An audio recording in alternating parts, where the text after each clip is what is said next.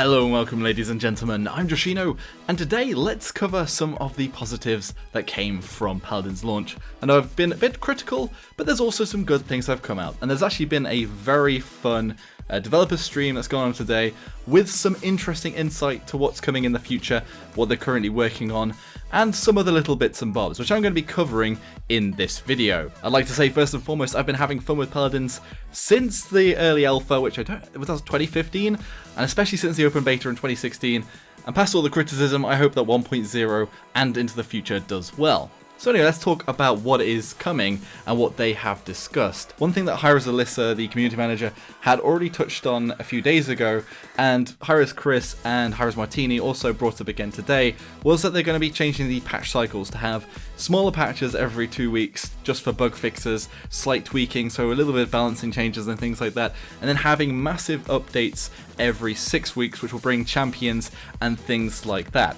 So one of the big things they said is that they're hoping to get lore into every major patch. Now, they didn't speculate on what exactly that entails, but if we can take away from the Siege and Ascension Peak, then perhaps we could get some more little clips, trailers, things like that surrounding champions and sort of the battle that goes on in the realm. They didn't also give too much information on what the upcoming events in the future would be. However, they said that PvE, player versus environment, is being worked on, and there may even be big events in the future that will be PvE experiences, and maybe even PvE experiences only. And they were sort of hinting at sort of more scripted stuff that might be more a la the Overwatch events like Retribution, where you're fighting through a sort of campaign thing, or maybe it'll even just be more wave-based like the TF2's Mana Machines. I might have said that wrong, it was ages ago I played TF2, so and played that event. Now, something been speculated on for a long time is that the old Siege mode could come back. So if you haven't heard of that before, originally in the alpha there was Siege engines instead of the current sort of payload carts that explode, and basically you'd capture the center and take the Siege cannon sort of thing to the enemy base, but there'd be several walls and you'd have to get through gates, and there'd be towers like in a MOBA shooting down on you and people defending those walls as you went through. And these maps were pretty huge compared to what they are now, and I'd say that it was fun. It was different, but it was kind of clunky at the time. I think that if anybody played Paladins Battlegrounds, or if people look back at my old Paladins Battlegrounds footage, with the space there, it kind of worked a bit more like that. But he said that it is something that could also come back in one of the events, although it's not actively being worked on for a current event, but it's something that they've got on their docket. They've also said that the next map that they've locked in is an Onslaught map, although there's no further information on that one, but that's likely the next thing to come. So is that going to be part of the events? That's why speculation there. Maybe they're coming up next. Another big thing is the next champion, which was last data mined, codenamed Furia, is going to be female, which we'd already sort of guessed, and yes, folks, this champion is going to be a support. Now, it was very hard to get any more information out of the developers, although the art team actually did talk a little bit, and they only said offhand because they're talking about rigging and working on animations and things, and they said the new champion's weapon was very interesting, and they made it sound like it may be something a little bit different. So my only guess would be it'd be something a bit more wacky along the lines of Sarah's Orbs, Grover's Axe, or something that's a little bit out there compared to some of the normal sort of SMG type of weapons that we've got in a few of the past champions. I don't necessarily hate hit scan SMG weapons, it's nice to have a mix of stuff between projectile and hit scan in the game. Although I do really like Charlene and Cassie, and generally I'm more of a projectile based player. Again, I kind of do hope there's some kind of combo with the main fire into healing, maybe alternating between healing and damage. I think that'd be really cool in the champion, but we'll just have to see what they come out with here. They also didn't explicitly state about the Nintendo Switch version coming.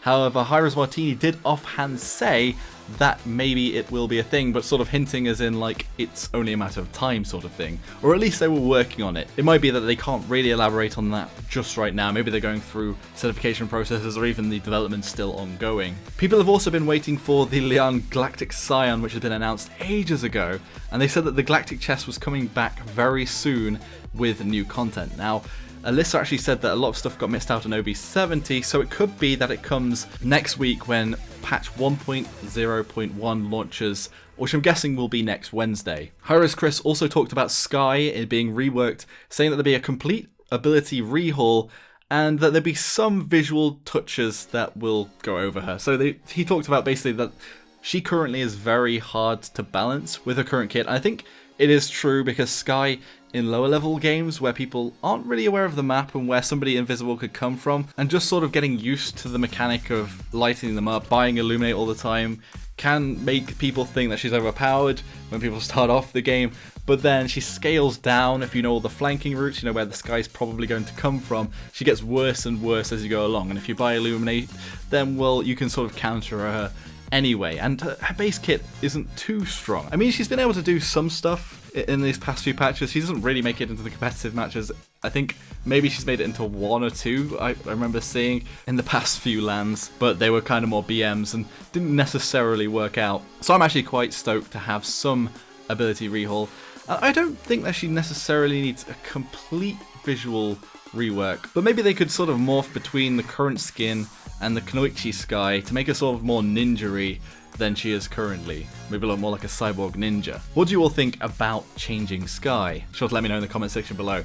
A silly one, so they said there's no female Skadron planned currently because they are a rare race that is pretty much dying out, so that we're not going to see a female Skadron to pair up with Talus anytime soon, it sounds like. And they're also talking about a new gold sync, so there's the Obsidian and Cosmic skins, which they said they weren't as happy with, but there's also going to be a golden champion on level 50. It says it's sort of a blend between a black colour, a gold colour, and the sort of multicolored crystal that there are currently on the weapons, the golden weapons in the game, and the death effects. I really hope that it's not a full covered skin like the Obsidian and the Cosmic, and that it's more like a recolor, like a high quality recolor.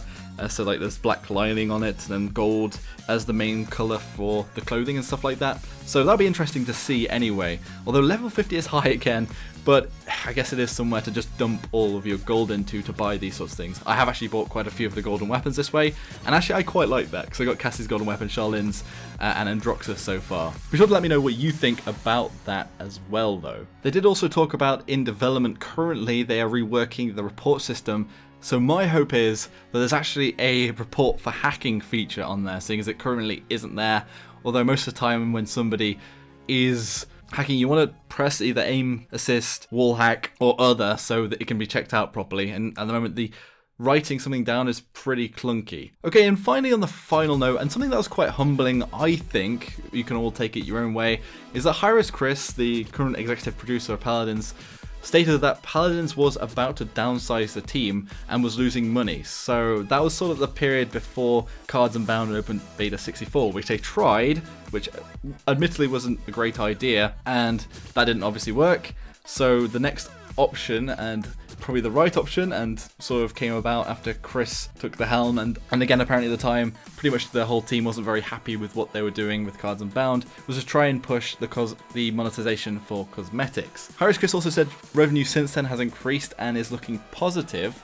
It's interesting that we get an insight on this as admitting this as a publicly traded company, so something that has stocks and shareholders and things like that, probably wouldn't happen. Whereas hi-rez is currently privately held, so can be sometimes a little bit more open, a little bit more blunt, and I think it's a two-sided coin though. Sometimes the decisions can be quite drastic that they make at the same time. However, they gave this as a reason to why monetization is a bit more aggressive on the cosmetic side, with the example of the voice packs. They said that they don't necessarily want to do it, but they needed to basically monetize as much as possible. You see, I don't think necessarily the voice packs themselves being monetized on the skins is so terrible.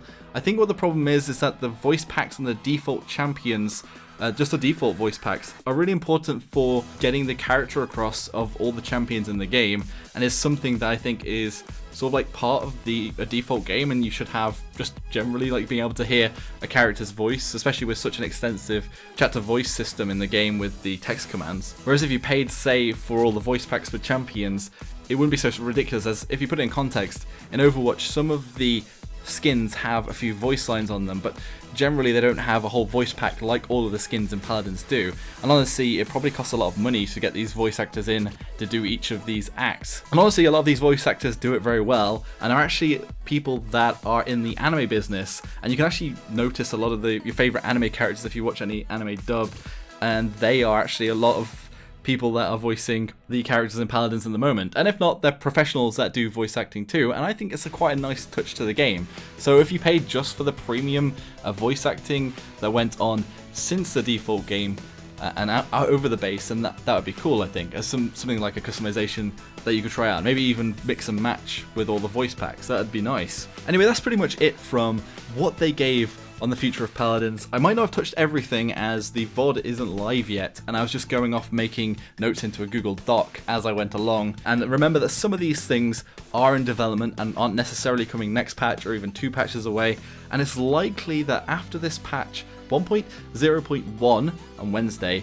then it might be 2 weeks after that until the next big patch, or even longer, seeing as they're saying the cycles are changing, although we're kind of due a patch because it's already been like about 3 weeks since the last one, so it might be that it's less time. Again, so let me know all your thoughts in the comment section below. If you enjoyed the video, hit that like button, subscribe for more of my content, and hit that bell icon to become part of the notification squad. Thank you all very much for watching. Until next time, Joshino.